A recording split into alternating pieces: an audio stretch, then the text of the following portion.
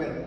Entonces partimos de un concepto importante que es la ingestión y la pérdida de líquidos del cuerpo humano. Miren, el cuerpo humano requiere y recibe aproximadamente 2.100 mililitros al día a través del agua libre o conjuntamente con los alimentos. Ahí recibimos aproximadamente 2.100 mililitros al día. A través de la oxidación de los hidratos de carbono o del metabolismo de la glucosa o del ciclo de Krebs, 200 mililitros al día. ¿Se acuerdan que a nivel de las células, en el mitocondrio, la glucosa se quema por la vía aeróbica y anaeróbica? Por la aeróbica 36 ATP y 2 metabolitos intermedios. Agua metabólica, que es esta, que es igual a 5 mililitros por kilo por día. En una persona de 60 kilos aproximadamente sería 300 mililitros el agua metabólica. Guyton lo pone de referencia a 200 y vale. Entonces 2100 con la ingesta libre de alimentos más los 200 de agua de hidratos de carbono, tenemos una ingesta total de 2300 mililitros al día. Pero esto varía de acuerdo a la persona, al clima y a la actividad.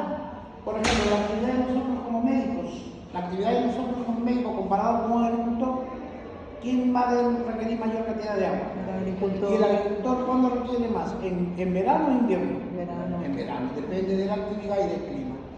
Y por otro lado, así como hay ingestas, hay pérdidas de agua corporal. Y a eso se llaman las pérdidas insensibles. Así como el agua es 5 centímetros por kilo día, las pérdidas insensibles es igual a 12 mililitros por kilo por día. En una persona de 60 kilos, 12 por 7, 84, ¿no? Más o menos 840 mililitros al día. Guyton dice son pérdidas insensibles 700 mililitros. Se pierde a través de la piel y de los pulmones, el vapor de agua, en las vías aéreas. 300 en la piel, 400 en los pulmones, o 400 en la piel, 300 en los pulmones. Por medio, 700 mililitros. Y los otros dos sistemas que se pierde el agua es a través del sudor, que es aproximadamente 100 mililitros por día, y en las heces 100 mililitros. Esto dependiendo de la consistencia. En cuadro de Rayco la demanda será mayor. El total de ingesta 2.300 menos las pérdidas 700, 800, 900. 2.300 menos 900, 1.400 mililitros positivo de saldo positivo nos queda de agua al día. Y esto varía de acuerdo a la regulación de la ingesta. Ahora, el agua corporal, ¿qué cantidad de líquidos tiene el cuerpo humano? No olviden, chicos, el agua corporal total es igual al 60% del peso corporal. Si una persona pesa 70 kilos, yo digo 70 kilos es el 100%. El 60%, ¿cuánto será? 42 litros. Si una persona pesa 70 kilos, el 60%, 6 por 7, 42 litros. Si una persona pesa 80 kilos, 8 por 6, 48 litros. Si una persona pesa 90 kilos, 9 por 6, 54 litros de agua tiene el cuerpo. Asumiendo que kilo igual a litro. Claro, claro, en esta proporcionalidad, el 60%. ¿Ya? Ahora, y eso va a haber una pequeña variación con respecto a la edad, el sexo. El varón tiene más líquido que la mujer, porque la mujer tiene mayor cantidad de grasa. Mayor cantidad de grasa. Entonces, no olviden esta relación, chicos, no olviden esta relación. El agua es inversamente proporcional a la grasa. ¿Quién tiene más grasa, el hombre o la mujer? La mujer. La mujer, ¿no es cierto? Por el efecto de los estrógenos. Se acumulan en las mamas, en las caderas, a mayor grasa, Menos agua. menor agua, ¿no es cierto? Entonces, por sexo, los hombres tenemos más Agua. edad. Mientras más nos vamos envejeciendo, menor requerimiento de agua hay. Y la obesidad está con relación a la grasa. Mayor grasa, menor agua. La grasa reduce el agua corporal en mujeres y en ancianos. Ahora, de ese 60%, el agua corporal total es igual al 60% del agua. ¿Estamos? Mientras no, bueno, ahorita le hemos hecho esa distinción para hacer la observación que la mujer tiene mayor grasa. Entonces, El 60% del peso del varón es agua y el 50% del peso de la mujer es agua. ¿Ya? Eso para cultura general. Mientras no nos digan lo contrario, vamos a considerar hombre y mujer 60%. Ya cuando estén más adelante, cuando lleven clínica, ahí sí vamos a ir precisando algunos datos. Por ahora nos quedamos que el 60% el agua corporal total es igual al 60% del peso del individuo. Y de ese 60% se va a dividir en dos compartimentos, en el líquido intracelular y en el líquido extracelular. ¿Ya? Acuérdense de la canción de José José, 40 y 20, para que no se olviden. El líquido intracelular es el 40% y el extracelular el 20%. 40 más 20 es 60. El 60% de 70, ¿cuánto es? 42. Si yo tengo 70 kilos, ¿cuánto sería el 40%? 7 por 4, 28 litros intracelular. Y el extracelular 20, 7 por 2, 14. 28 más 14, 42 litros. ¿Estamos? Entonces, el agua corporal total es igual al 60%. Ahora, del líquido extracelular se divide en dos compartimentos, en el líquido intersticial y en el líquido intravascular o plasmático. A ver, de aquí para que se encuentren mejor, no olviden, el agua corporal total es igual al 60% del peso.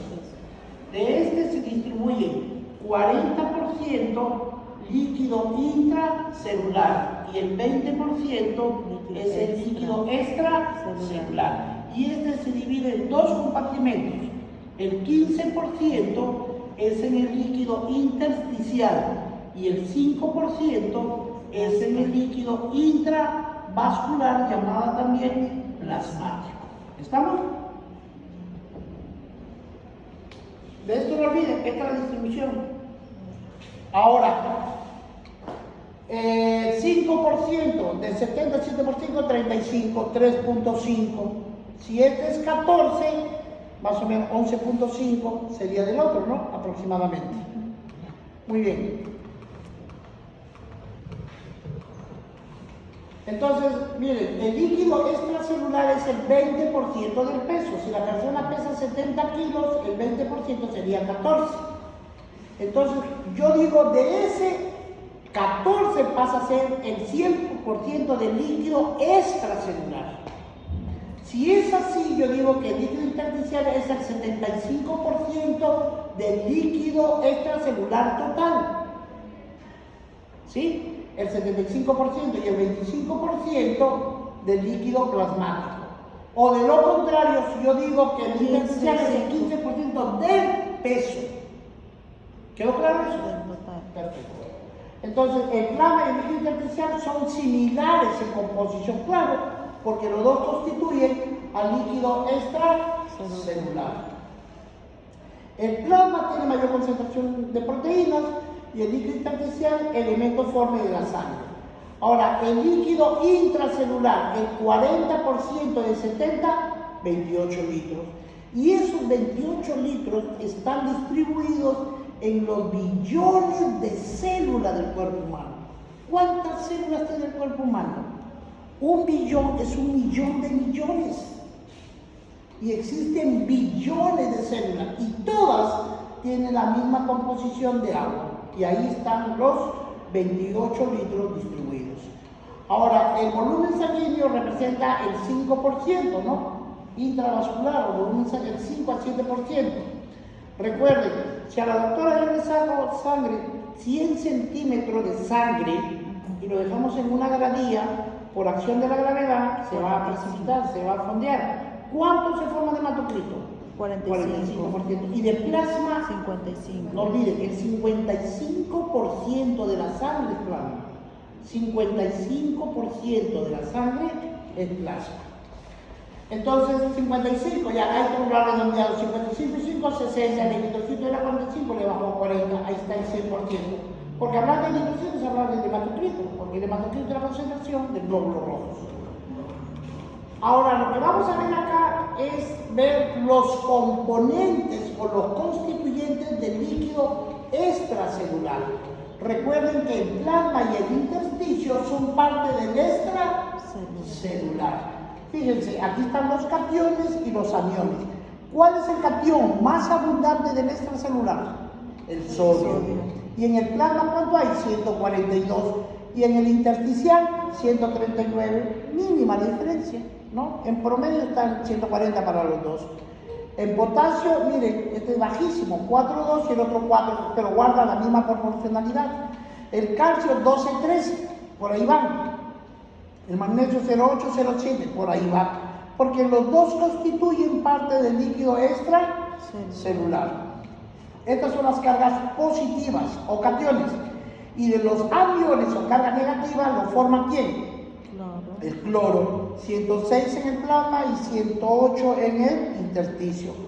El cloruro de sodio es la sal más común del extracelular. Este tiene carga positiva y este tiene carga negativa.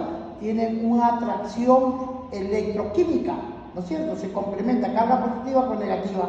Por eso que el sodio siempre lo vamos a encontrar unido al cloro y forma la sal común. La sal que está en la cocina de las casas es el cloruro de sodio, ¿no es cierto? Y el otro anión es el bicarbonato, que va a estar en el plasma en 24% y en el líquido intersticial en 28,3%. Y los otros elementos que son escasísimos, fosfato 2 y sulfatos 0,5 mínimamente. Entonces, los aniones más abundantes del extracelular es el cloro y el bicarbonato. Ahora, aquí están haciendo ya la comparación, pero con los dos medios. Miren, el intracelular y estos dos constituyen el extracelular. ¿Cuál es el cation más abundante del extracelular? El sodio. Vean, en el plasma 142, en el intersticio 139, en promedio 140. Pero miren intracelularmente cuánto es de sodio. 14. Prácticamente 10 veces menos, ¿no? Porque 140 por 10, 140 en promedio. Es 14 veces, 10 veces menos la concentración intracelular de sodio. Pero el potasio, miren extracelular, 4,2, 4, pero intracelular es 140. El cation más abundante del intracelular es el potasio. El calcio es predominantemente extracelular, porque no hay nada dentro de la célula. ¿Se acuerdan cuando veíamos cuando había el potencial de membrana y el potencial de acción en la meseta que entraba el calcio para la contracción cardíaca? Porque adentro no había nada. Y finalmente el magnesio. El magnesio en el extracelular es 0,07, 0,8, pero dentro de la célula es 20. Los dos cationes más abundantes del intracelular es el potasio y el magnesio. Así como los aniones, lo más abundante del extracelular era el cloro y el bicarbonato. Fíjense aquí, 11, 8, 4, 12. Son los fosfatos, aminoácidos y proteínas constituyen las proteínas. Entonces, los aniones más abundantes del intracelular son los fosfatos, cargas negativas, y las proteínas, cargas negativas. No se olviden, las proteínas son de carga negativas.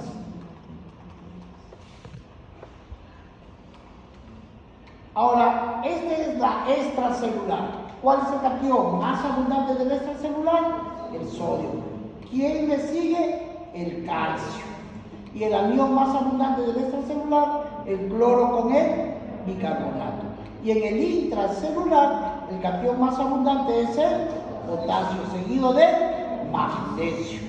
Y los aniones más abundantes del intracelular es el fosfato y las proteínas, que tienen cargas negativas. Ahora, no se olviden, chicos, que una solución, la solución tiene dos fases. Una fase líquida y una fase sólida. La sangre es una solución. Y la fase líquida de la sangre se llama plasma. Y la fase sólida vienen a ser los solutos que pueden ser orgánicos e inorgánicos. Dentro de los orgánicos son ellos. Y de los inorgánicos son los de acá. ¿Cierto? Porque son los minerales. Entonces no olviden que el plasma, que la sangre tiene una fase líquida y una fase sólida. La fase líquida se llama plasma y la fase sólida puede ser orgánica e inorgánica. de grasa orgánica, el colesterol, los fosfolípidos, la glucosa, la urea, la creatinina, el ácido úrico, la bilirrubina. Y en los inorgánicos, o metales, está el sodio, el potasio, el calcio, el magnesio, el cloro, los fosfatos y las proteínas, ¿cierto? ¿Sí? Entonces, las dos fases de la sangre, líquida y sólida. Líquida es el plasma y la sólida es orgánica y inorgánica. Dentro de los orgánicos son estos.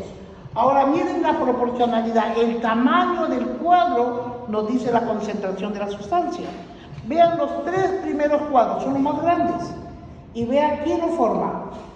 El fosfolípido, el colesterol y la grasa neutra. ¿Sí? Las sustancias orgánicas más abundantes del plasma son las grasas. Ahí están constituidas. Y después ya le viene la glucosa, la urea, el ácido láctico, el ácido úrico, creatinina y bilirrubina y las sales biliares en mínima proporción. Entonces estos son los elementos de los solutos de la sangre, orgánicos e inorgánicos.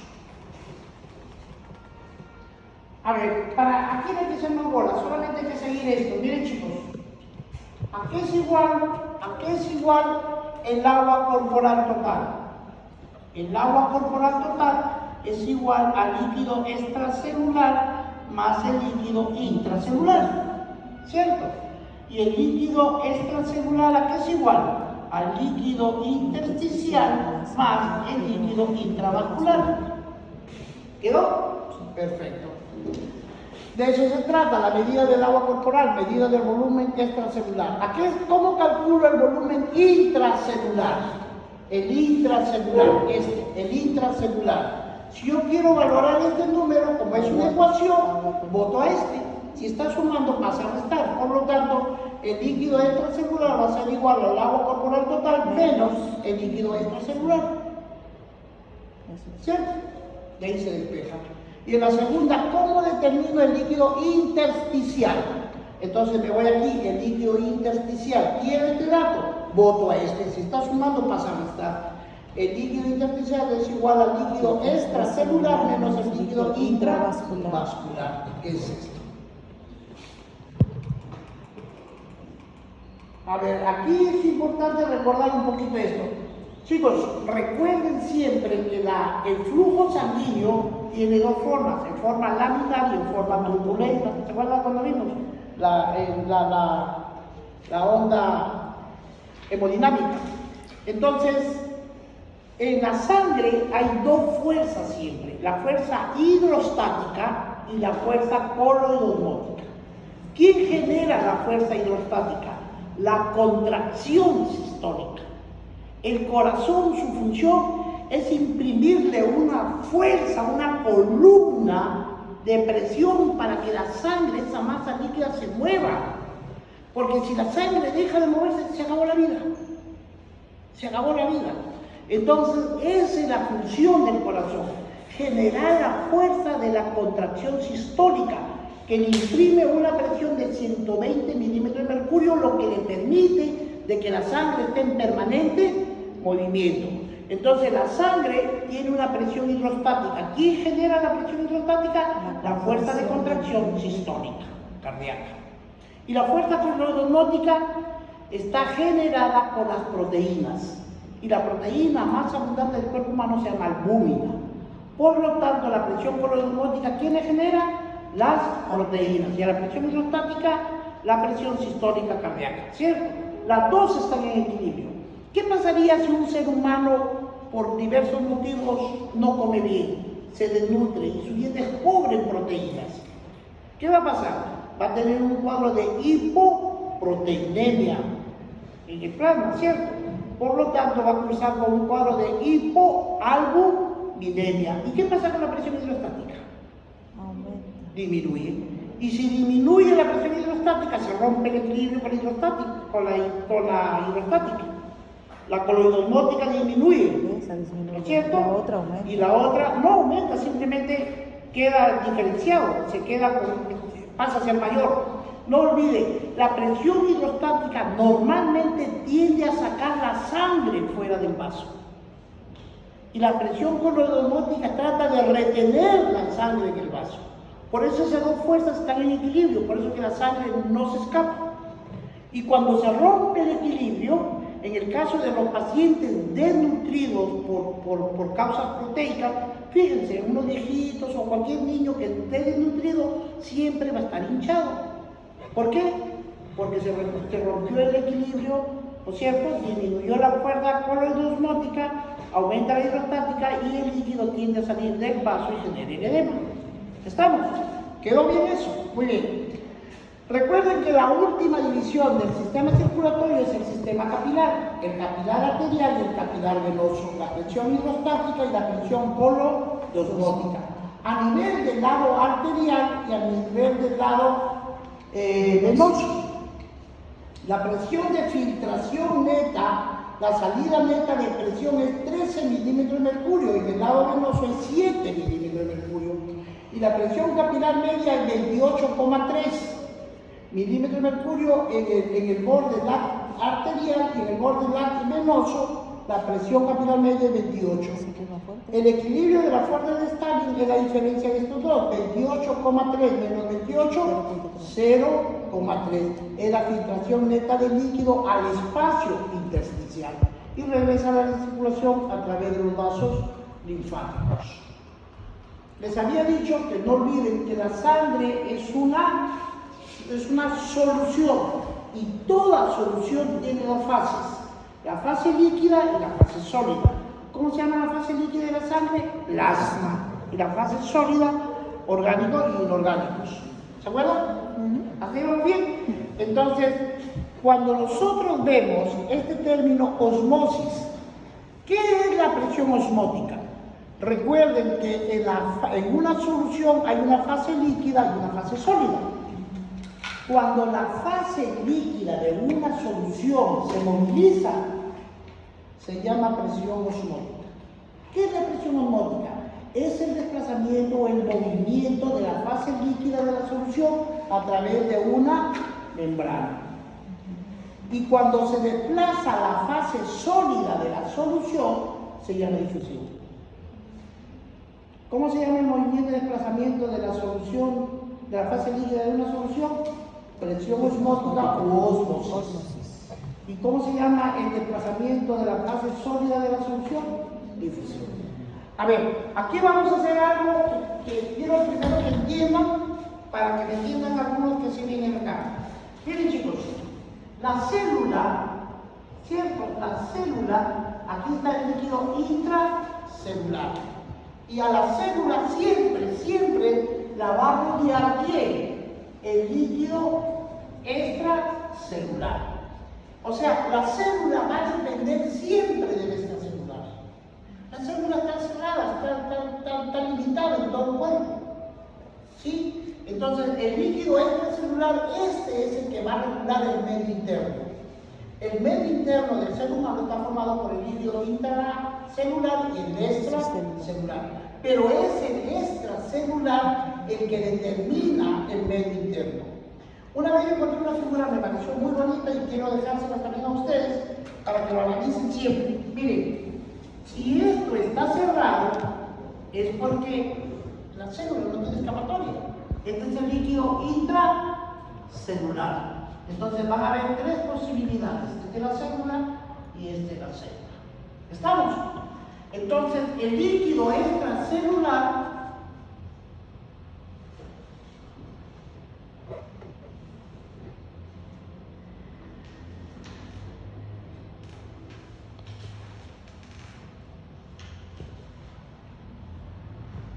vean, aquí está abierto, aquí está abierto, aquí está abierto. Quiere decir que el líquido celular es el que puede regular el medio interno. El medio interno está regulado básica y fundamentalmente por el líquido extracelular. Como está abierto, por aquí, por la vía enteral o por la boca, puede entrar agua y lo regula. Pero también por la vía paraenteral, el término para es como, la paraenteral viene a ser la vía endovenosa, intramuscular y subcutánea. Por ahí también yo puedo meter agua al cuerpo, ¿no? Y eso es parte de ¿qué? Del líquido extracelular. ¿Qué pasaría si por A o B me sobrepaso hidratando? La célula va a sufrir. Pero ¿de quién depende la célula? Siempre del líquido extracelular, porque ella es la que la rodea. ¿Qué hace el extracelular? Fácil. Agarra, abre este grifo y sale el agua. Y ese grifo se abrió. Puede regular grandes cantidades de agua. ¿Entienden? Ahora bien, miren, esta línea representa el líquido en ambos lados de la célula, en el intracelular y en el extracelular. Aquí estamos hablando de la fase líquida de la solución. Toda solución tiene una fase sólida, que son los solutos. En este caso, miren, 1, 2, 1, 2, 1, 1, 2, 1, 2, ya está. Y aquí, 1, 1, 1, 1, 1, 1, 1, 1, 1, 1, 1, 1, 1, 1. Y aquí voy a poner 1, 2, 3, 4, 5, 6, 2, 3, 4, 5, 1, 2, 3, 4, 5, 1, 4, 5, 1, 2, 3, 4, 5. Vean, aquí recuerden que una solución tiene dos fases, líquida y sólida, y la sangre por excelencia es una solución. En este caso, en el líquido tiene también la concentración de soluto, porque es una solución. Aquí la concentración de solutos son iguales o son diferentes. Son iguales. Entonces la célula está en un medio isotónico. ¿Quién determina el medio celular? La concentración del extracelular. En este caso, la célula, ¿en qué tipo de medio está? ¿En isotónico, hipertónico o hipotónico? Hipotónico. Hablar de tonicidad es hablar de la concentración de soluto de la solución. Y en este caso, la célula, ¿en qué medio está? Hipertónico. ¿Quedó claro? Sí. ¿Quién determina el medio celular? El medio la concentración del extracelular. ¿Así vamos bien? Bien. ¿Y qué es la presión osmótica? La presión osmótica es el desplazamiento de la fase líquida de la solución a través de una membrana semipermeable y que al mismo tiempo es impermeable a los solutos, solamente el agua pasa. Cuando uno de los dos lados está más concentrado, el agua se desplaza de menor concentración a la de mayor concentración. ¿Con qué propósito? Que aumente el volumen y se diluya, porque siempre el cuerpo tiende a buscar el equilibrio. Aquí está muy concentrado, tiene que diluirla. ¿Me entienden? O sea que cuando en uno de los lados de la membrana hay una alteración de los solutos, el agua se desplaza de menor concentración a mayor concentración. Si el agua pasa para este lado, baja el volumen aquí y se incrementa el volumen acá. Pero finalmente el volumen total no cambió, solamente se desplazó de compartimento por la concentración de solutos. ¿Entendieron eso? Ahora quiero que vean esto. En este caso, ¿cómo está el medio de la célula? La célula está en un medio isotónico, o sea, tiene la misma concentración de solutos.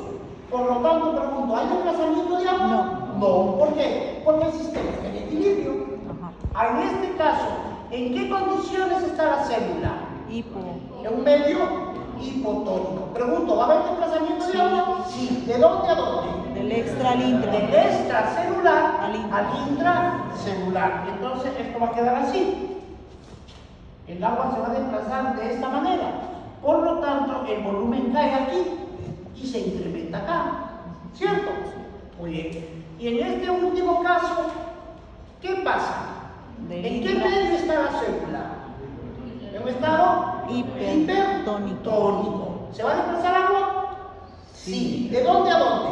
Del intra al extra. Del intracelular al extracelular. Entonces, esto va a terminar desplazándose el agua de esta manera, baja el volumen acá y se incrementa el volumen acá. ¿Entendieron eso? Sí. Ya saben que la solución tiene dos fases, líquida y sólida. De la concentración está determinado por el extracelular sobre la célula, y cuando hay alteración de concentración se desplaza la presión osmótica o el desplazamiento de la fase líquida de la solución. ¿Estamos? Sí. Ahora escuchen la pregunta. Cuando la célula está en un medio hipotónico, hay desplazamiento de agua, ¿cierto? Muy bien. La pregunta, ¿cuál es el efecto a la célula? Se deshidrata. No. Al revés, se hincha. ¿Qué pasa en el estado hipotónico? ¿Para dónde a dónde va el agua? Del extra al intra. Entonces, ¿qué efecto tiene la célula? Se hincha, se dematiza. No olviden eso. ¿Cuál es el efecto de un medio hipotónico sobre la célula? Se hincha, se dematiza. No olviden eso y puede reventarse. Y cuando la célula está en un medio hipertónico, ¿cuál es el efecto celular? ¿Qué va a haber? ¿De dónde a dónde se va a desplazar el agua? Del intra al extra. ¿Y qué le va a pasar al agua? Se deshidrata. ¿Entienden? Yo quiero que quede claro este concepto. Ya sabemos isotónico, hipotónico, hipertónico y el efecto. En el efecto isotónico no hay desplazamiento de agua, la célula no sufre daño. Si la célula está en un medio hipotónico, se va a hinchar, edematizar, se va a reventar, se va a alisar, se va a morir. Y cuando la célula está rodeada de un medio hipertónico, ¿qué va a pasar? Se va a deshidratar. ¿Qué pasa con los pacientes cuando en lugar de tener 80, 100 de glucosa vienen con 500? ¿En qué medio está la célula? Hipertónico. ¿Qué le pasa a ese cuerpo? Deshidratado. ¿Entendieron? Muy bien. Bueno, si hemos entendido eso, ya vamos a entenderlo de acá. Entonces, en la membrana semipermeable es impermeable absoluto, quiere decir que no pasa, pero es permeable al agua. Si este líquido intracelular y extracelular, si a este le añadimos 4 puñados de sal, este se interconcentra. Entonces, el medio que rodea a esta va a ser, a la célula va a ser un medio hipertónico. Por lo tanto, el agua se desplaza de menor a mayor concentración. El agua sale de la célula. ¿Y qué efecto sufre la célula? Deshidratación. Si a estos solutos le quitamos todos, ya la solución se vuelve hipotónica. ¿Cierto? ¿Qué va a pasar con el agua? ¿De dónde a dónde se desplaza? Del extra al intracelular. ¿Qué efectos tiene la célula? Se hincha, se dematiza o se lisa. ¿Quedó claro eso? Muy bien. Las unidades de concentración de soluto de una solución se miden a partir de ¿quién? De la osmolaridad y la osmolaridad. La concentración de solutos, aquí están las dos fases de la solución, solutos y agua. La osmolaridad mide la concentración de soluto en osmoles por kilo de agua. Y la osmolaridad, concentración de solutos en osmoles por litro de solución. Miren, la concentración de soluto en osmoles, concentración de soluto en osmoles. ¿Dónde está la diferencia? En kilo de agua y litro de solución.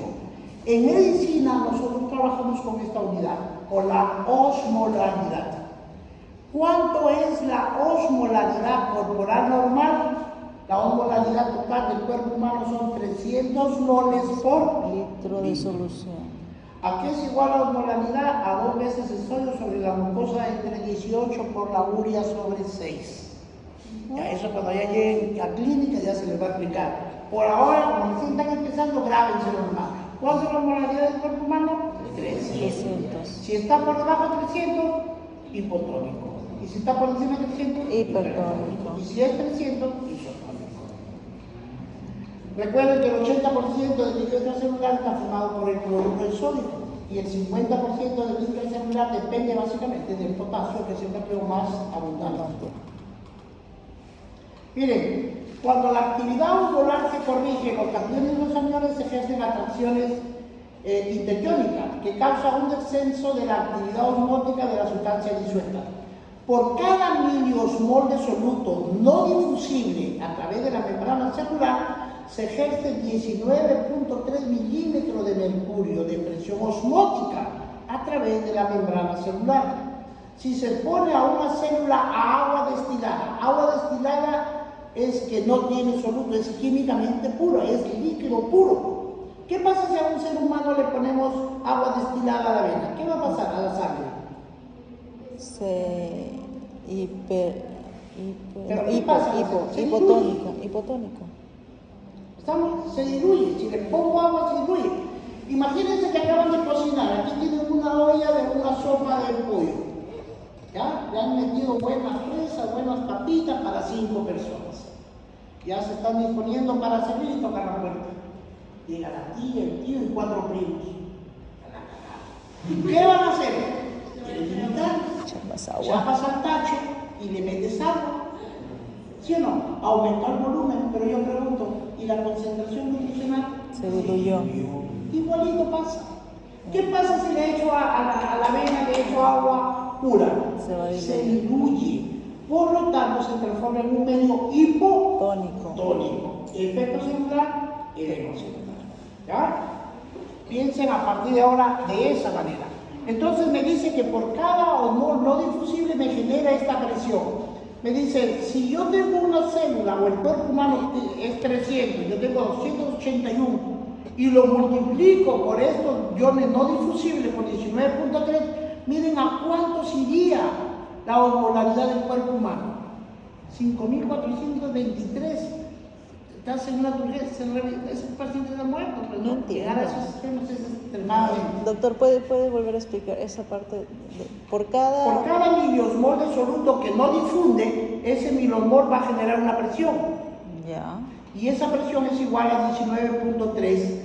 Si yo tengo 281 miliosmoles y cada miliosmol me da una presión de 18.3, yo puedo llegar a una turgencia dentro de la célula de 5.000. Y esa es muchísima presión, por ninguna célula la aguanta, se va a reventar, se va a alisar, se va a morir. ¿Sí? Un miliosmol que no difunde es un miliosmol que no sale de la célula. Que no pasa a la membrana. Que no entra. Claro. Por ejemplo, más adelante vamos a ver que en el riñón, que debería pasar, no pasa y empieza a generarse este tipo de... ¿Se acuerdan que quién es el que iba a rentar? ¿Se acuerdan? Es el riñón. El que va a manejar altos volúmenes y electrolitos, ¿quién lo maneja? El riñón. Grandes capacidades por esos cambios. En este es una solución hipotónica. Lo que está dentro de la célula son los solutos y lo que está fuera del rojo son los del medio. En este caso la solución es, ¿en qué medio está la célula? ¿Hipertónica, isotónica o hipotónica? Hipotónica. Por lo tanto, la osmolaridad va a ser menor de 300. Y para equilibrar la osmolaridad, ¿qué va a pasar? Va a entrar agua a la célula. ¿Y qué efecto le produce a la célula? Edematiza. Edema celular, turgencia celular, edema y lisis. ¡Pum! Se reventó la célula. ¿Ya? Hay que ver eso. Muy bien. La segunda, cuando estamos frente a una solución hipertónica, miren que la rodea, ¿cuántos rojos hay? Hay más rojos afuera. Entonces, en una solución hipertónica, ¿qué va a pasar? La osmolaridad va a ser mayor de 300. ¿Y el agua qué va a pasar? Sale de la célula. Por lo tanto, ¿qué le pasa a la célula? Crenación o deshidratación celular. Y se produce la plasmolisis, se arruga la turgencia y se revienta. Se altera su función. Y finalmente, cuando la célula está en un medio isotónico, ¿qué pasa? Nada, porque como está en equilibrio todo, no hay desplazamiento de líquido. Por lo tanto, la célula se mantiene permeable su membrana, turgente y sana. Esto para que vayamos conociendo un poquito de la sustancia con la que trabajamos, ¿ya? Miren, en los hospitales nosotros manejamos sustancia isosmótica, la que tiene más o menos la misma osmolaridad que el plasma sanguíneo. Y esas son dos sustancias, la sal y el azúcar. El cloruro de sodio al 0.9%. Quiere decir que por cada 100 centímetros de este frasco, por cada 100 hay 0.9 gramos de cloruro de sodio. Como el frasco tiene 1000, entonces 1000 va a tener 9 gramos, ¿cierto? Porque a los dos multiplica por 100. En cada 100 hay 0.9, por cada 1000 hay 9. Entonces, 0.9 prácticamente es 1, ¿no? O sea, la concentración isosmótica de cloruro es prácticamente el 1%. Pero aquí, como es tan preciso, no podemos darnos el lujo porque, por los efectos que le va a generar la célula, hay que ser exactos. Y la solución más exacta es a 0.9% de cloruro de sodio. Y la dextrosa al 5% se comporta como una sustancia isoosmótica, al 5%. La glucosa viene al 5, al 10 y al 33, un tercio. ¿Ya? Pero solamente la dextrosa al 5% actúa como isoosmótica. Ahora, soluciones hiposmóticas. Recuerden, el agua destilada estéril, el agua destilada químicamente es pura, no tiene solución. ¿Qué pasa si le ponemos agua destilada a un cuerpo humano? Acuérdense del ejemplo de la sopa, ¿qué va a pasar con la sangre? Se diluye. Y si se diluye, se vuelve un medio hipotónico. Y si es hipotónico, el agua entra al interior de la célula. ¿Cierto? El agua destilada. O sea, esto es para hidratación. Ahora miren la célula hipertónica, sino que aquí, para manera de comparar, suponiendo 0.9, vamos a igualarle a 1. Ya. Entonces yo digo, una solución isosmótica es cuando el cloruro de sodio es al 1%. Pero ¿qué pasa si lo llevo al 20%? Es 20 veces más concentrado, por lo tanto este va a ser una solución hiperosmótica. Y el agua va a salir del intracelular al extracelular. El efecto de deshidratación, edema celular, y aquí deshidratación, y aquí en equilibrio. ¿Ya? Eso para que tengan idea, porque en algún momento van a tener que conocer también estas sustancias. Lo que les decía, 0,9% significa que hay 0,9 gramos por cada 100. Es lo mismo que si yo lo multiplico a los 2%, es lo mismo que 9 por 1000, ¿cierto? Entonces, 9% significa que en 100 mililitros hay 0,9 gramos de sal. Si, como el flaco tiene 1000, a esto lo multiplico por 10, se convierte en 1000, a esto lo multiplico por 10, se convierte en 9. Quiere decir que en un litro hay 9 gramos de cloruro de sodio. Y todo eso, ¿quién regula los grandes cambios de volumen y electrolitos? El riñón. Esa es su magia, esa es su importancia del riñón. Fíjense, el riñón, ¿qué forma tiene el riñón? Siempre el riñón. El riñón tiene la forma de un frijol, ¿cierto? Pesa 150 gramos, tiene el tamaño de un puño, tiene dos zonas, la zona más externa se llama corteza renal, que es más clara, y la más interna se llama la médula renal, que es una zonita más oscura. Este es el ilio renal, donde se encuentra la arteria renal, la vena renal, los linfáticos, los nervios y el uréter, que generalmente se forman, ¿no es cierto? No olviden, los riñones son filtros, filtran todas las impurezas de la sangre, todas las sustancias tóxicas de la sangre, lo recoge el riñón y lo acumula en un depósito que se llama vejiga.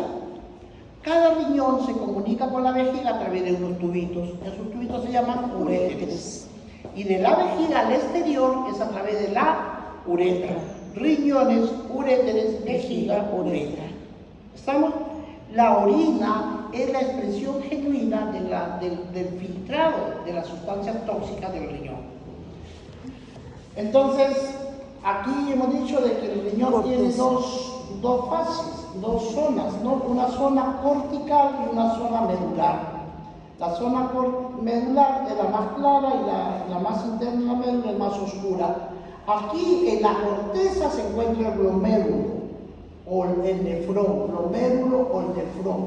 Este es el que va a hacer la filtración, el nefrón. No olviden, el glomérulo solamente los encontramos en la corteza, no hay glomérulos en la médula. Nunca puede haber, no es correcto hablar de que hay glomérulos en la médula. ¿No? ¿Dónde están los glomérulos? En la corteza renal. Y en la médula sí vamos a encontrar otros elementos que son las pirámides de Marpighi, ¿no? Las pirámides de Marpighi son de 8 a 10 por riñón. Esta es la pirámide, miren, esta es la punta de la pirámide y esta es su base, ¿sí? Está dibujadita, ¿no? Esta es la base, pero a la base de este le llaman el arco cortical. Esta es la pirámide, aquí está la otra pirámide, aquí está la otra pirámide, por acá está la otra pirámide. Y a la pirámide la flanquean dos columnas, que se llaman las columnas corticales de Berlini. Entonces aquí en la gráfica me dice, este de azul es la pirámide renal, este es el arco cortical y estas son las columnas de Berlini. Estas son las estructuras de ¿quién? De la médula renal. Miren, cuando el glomérulo, que los glomérulos, ¿dónde están? En la corteza renal. Ellos filtran y van formando la orina. Y de la orina vienen a través del túbulo contorneado, que ya lo vamos a ver más adelante, el túbulo contorneado, asa de Henle, túbulo distal, colector, y caen acá a las papilas renales. Aquí hay unos huequecitos, se llaman las papilas renales. Y la orina que se va filtrando viene y a través de las papilas renales drenan aquí, a donde estoy dando círculo ahí, que se llama el cáliz menor. Es como una copita chiquita, ¿no? Este es el cáliz. La unión de este cáliz, la unión de este cáliz, la unión de este cáliz forman este cáliz mayor. Se llama el cáliz mayor. Las papilas renales forman a los cáliz menores y los cáliz menores forman al cáliz mayor. Este cáliz mayor con este cáliz mayor con este cáliz mayor drenan y forman a la pelvis renal, y la pelvis renal da origen al uréter. Papilas renales, cáliz menor, cáliz mayor, pelvis renal y uréter. ¿Ya? Ahora, en el flujo sanguíneo, miren, ustedes saben que la arteria abdominal pasa en el abdomen, ¿no es cierto? Y divide, de la arteria abdominal salen ramas de las renales. Entonces, en las ramas renales, la arteria renal es rama de la aorta criminal. La arteria renal se divide en la arteria renal anterior, que es esta, y la arteria renal posterior, la que va por atrás. Acá hay una sombrita que se nota. Entonces, la arteria renal anterior y la arteria renal posterior. La arteria renal anterior me va a formar esta arteria, que se llama la arteria segmentaria. La arteria segmentaria es rama de la arteria renal anterior. Y la arteria renal anterior es rama de la arteria renal. Y la arteria segmentaria, que es esta y también es esta, va a dar rama ¿a quién? A la arteria interlobular, que está aquí pasa por la columna de Berlín. Y la arteria interlobular va a dar origen a la arteria arqueada, al arco cortical, ¿se acuerdan? Aquí está la arteria arqueada. Y la arteria arqueada me va a dar estas como rayos, ¿no? Radiados. Son las arterias interlobulares o radiadas. La arteria interlobular o radiada es rama ¿de quién? De la arteria arciforme. ¿Y esta es rama de quién?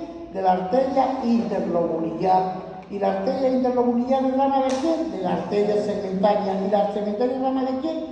De la renal anterior. Y la renal anterior es de la renal. ¿Entienden? Esto es importante que jueguen, practiquen y aprendan, ¿ah? Porque cuando veamos más adelante vamos a ver a qué nivel del flujo sanguíneo renal se van a dar algunos eventos. Una cosa, chicos, es el flujo sanguíneo renal, y aquí vamos a encontrar otro término, que es el flujo plasmático renal. Al riñón le llega del 20 al 22% del gasto cardíaco. El gasto cardíaco aquí es igual a 5 litros por minuto. El 20% es aproximadamente 1 litro. El 22% es 1100 mililitros de sangre por minuto le llega al riñón. Pero de esa sangre, ¿cuánto es de plasma? El 55%. Entonces, estamos hablando el 55% de 1000 son 550. ¿No es cierto? Más 1100. Más o menos aquí sería 625 mililitros de plasma a 1100 aproximadamente. ¿Ya? No olviden eso. Aquí quiero primero vamos a ver, a presentar dos elementos. Este es el ovillo arterial, la arteria aferente y la arteria eferente. Este es el ovillo arterial. Y todo este tubo, este es el túbulo urinario, ¿sí? El túbulo urinario, y por dentro va a ir el plasma filtrado y se va a formar la orina, ¿no es cierto? Este es el túbulo urinario. Esta primera, que aquí está con un corte sagital, vean, aquí parece una C, ¿no? A esa primera porción del túbulo se llama la cápsula de Bowman. Luego de la cápsula de Bowman viene todo esto que se llama el tubo contorneado proximal. Y luego viene el asa de Henle, como una U, el asa de Henle. Y luego viene el túbulo contorneado distal. Y el túbulo contorneado distal, ¿dónde drena? En el túbulo colector. Y el túbulo colector va a tener aquí dos segmentos: el túbulo colector de la corteza y el túbulo colector de la médula. ¿Estamos? Entonces, cápsula de Bowman, túbulo contorneado proximal, asa de Henle, túbulo contorneado distal y el conducto colector. Ahora, del asa de Henle, toda esta primera mitad hasta aquí, esta primera mitad se llama asa de Henle descendente. Y desde esta mitad para arriba se llama asa de Henle ascendente. A la parte descendente también se le conoce como la porción fina o delgada del asa de Henle. Y a la porción de acá le llaman la porción gruesa o ascendente de la asa de Henle. En la porción fina o en la asa de Henle descendente, aquí va a ser permeable al agua e impermeable a los solutos. Y en la asa de Henle ascendente va a ser permeable a los solutos e impermeable al agua. Ya les adelanto eso nada más. Muy bien. Entonces, en el glomérulo que está por la arteria aferente y eferente. Esta es la arteria aferente, el ovío vascular y la arteria eferente. Y la arteria eferente se sigue dividiendo, aquí se va transformando en el sistema capilar arterial y este es el sistema capilar venoso. ¿Se acuerdan de los alvéolos? Conforme venía igual, el sistema capilar que veíamos. Entonces aquí sucede lo mismo. Pero aquí quiero que desde ahora vayan ya fijando un concepto. Dentro de este tubo marrón, este es el túbulo urinario. Y en el sistema capilar, lógicamente va a ir la sangre. Miren dónde está el puntero rojo. Esta es zona blanca, ¿sí o no? Yo estoy señalando zonas blancas o no. Sí. Solamente las zonas blancas. A esto es por cuestión didáctica, pero en el riñón no es así. Toda la zona blanca es el intersticio renal. Son células del riñón y en esta célula hay líquidos y hay electrolitos. ¿Estamos? Entonces hay tres elementos que vamos a valorar: el túbulo renal, el intersticio renal y el sistema arterio venoso capilar. ¿Estamos? Muy bien. Ahora, miren, la nefrona es la unidad funcional del riñón. La nefrona se dice que existen entre 80.000 a 1.000.000 de nefronas en cada riñón. Y cuando se lesionan las nefronas no se regeneran. Su daño es irreversible. ¿Sí? Y cuando el ser humano entra en falla renal, se dice que aproximadamente hemos ya perdido el 50% de las nefronas funcionales. Después de los 40 años, se reduce el 10% cada 10 años. Yo tengo 59 años, el próximo año, ¿cuánto? Como 60. 60 menos 40, 20. 20 entre 10, 2 periodos de 10%. O sea, yo tengo disfunción renal en el 80%. ¿Estamos? Después de los 40, cada 10 años se pierde el 10%. Muy bien. Ahora, la cápsula de Bowman. La cápsula de Bowman recibe el filtrado de la orina. A ver, acá vamos a desadelantar porque si no, lo vamos a rayar.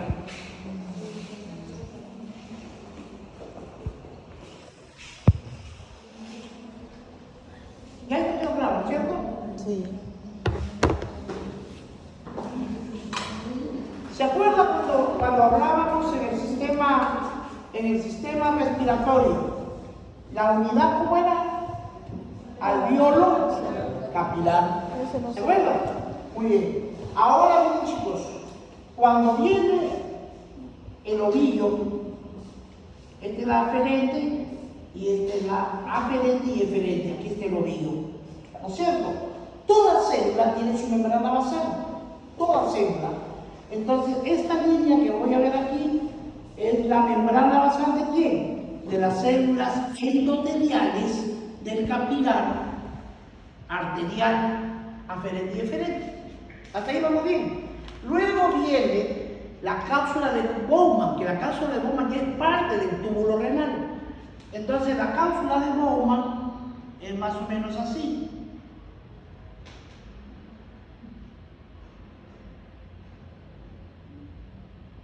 ¿No es cierto? Y aquí van a estar, estas van a ser las células epiteliales del revestimiento de la cápsula de Bowman. Valga la vulgaridad de lo que voy a decir, para que me entiendan mejor. ¿Se acuerdan que la pleura tenía dos capas? Sí. Una capa parietal y una capa visceral. La cápsula de Bowman también tiene. Esta es su capa parietal y esta es su capa visceral. ¿Ya? Entonces, estas son las capas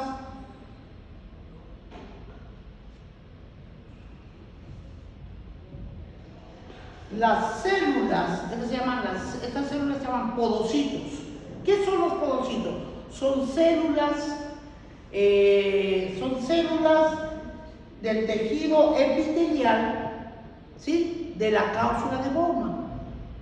Por llamarlo de alguna manera, es las células epiteliales viscerales, las que están en contacto con el ovillo. Esta es célula epitelial parietal y este podocito es una célula epitelial visceral. ¿Me entendieron ahí? Recuerdan que en el pulmón que era la membrana alveolo capilar. Entonces aquí vamos a coger estos tres. Por lo tanto, me va a quedar esta.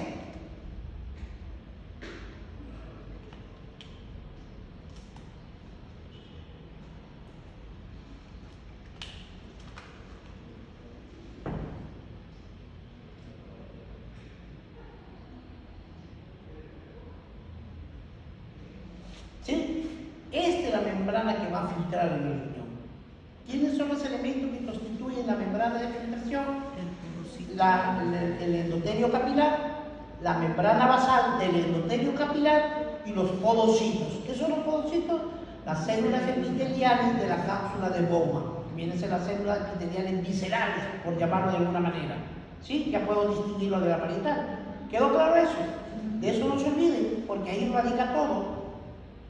¿Sí? Así como una membrana alveolo capilar, acá hay una membrana capilar, membrana basal y podocito, que es la célula epitelial. Muy bien, entonces seguimos acá. Entonces, miren chicos, en la parte del túbulo contorneado distal hace contacto entre la arteria aferente y eferente. Y a eso se llama la mácula densa. ¿Qué es la mácula densa? Se relaciona con el túbulo contorneado distal y controla la función de la nefrona.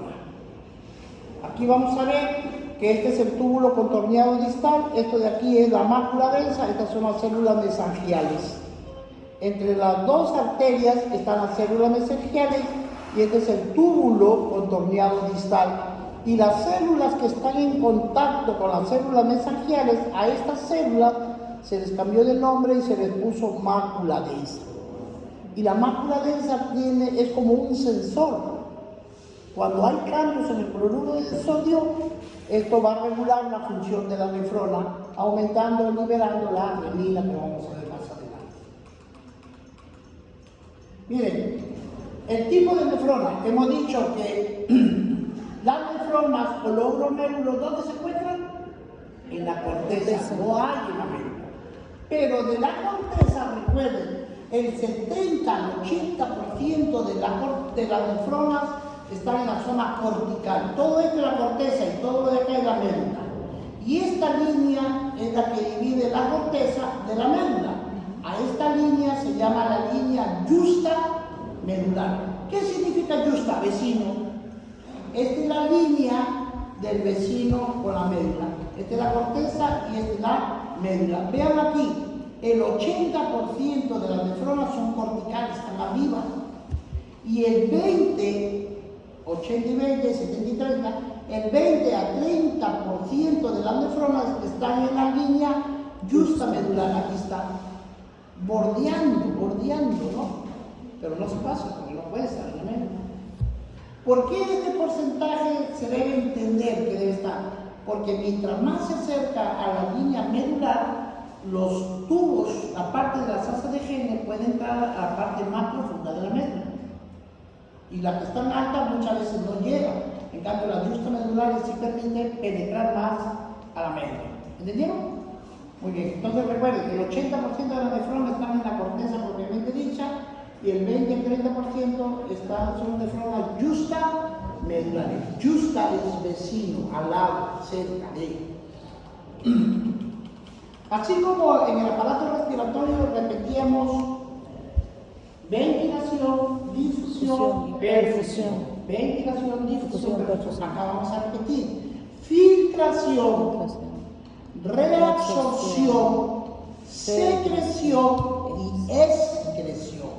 La filtración pasa por el capilar endotelial, por la membrana basal y por el podocito. La reabsorción es el paso del contenido del túbulo al vaso sanguíneo. La secreción es el paso del líquido o sustancia de los vasos al túbulo renal. Y la excreción es la orina propiamente dicha. ¿Entendieron? Filtración, reabsorción, secreción y excreción. Entonces, los tres procesos: filtración glomerular de las sustancias en la cápsula de Bowman sin proteínas, reabsorción, sustancia del túbulo renal hacia la sangre, por ejemplo, el agua y solutos, secreción, sustancia de la sangre al túbulo renal, por ejemplo, ácidos y bases para el equilibrio ácido-base. Y la velocidad de excreción, ¿a qué es igual? La velocidad de excreción. La velocidad de excreción es igual al filtrado menos la reabsorción más la secreción. Porque con este se suman y a esto del resto, ya que se reabsorbe. Entonces la excreción renal es igual a la filtración menos la reabsorción más la secreción. A eso se llama velocidad de excreción urinaria. Miren, hay sustancias que a nivel de la cápsula de Bowman se filtran, pero no se reabsorben ni menos se secretan. Hay sustancias que conforme se filtran se excretan, por ejemplo, la creatinina. Y a eso le da una validez para tomarlo como un parámetro de la función renal.